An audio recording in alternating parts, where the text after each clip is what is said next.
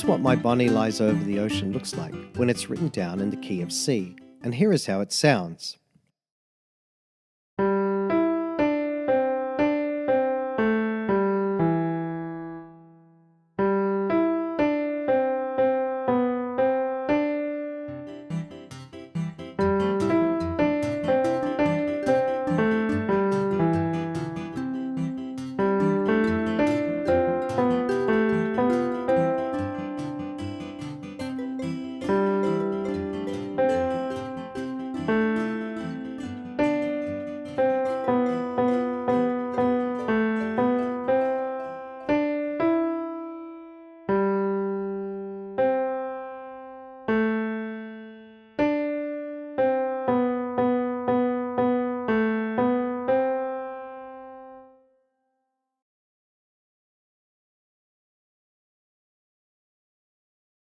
Hi guys, just wanted to say a big thank you for watching.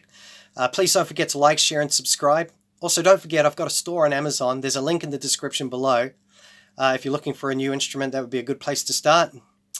Also I've got links in the description to lots of other things like my Facebook account, my Instagram, my Twitter.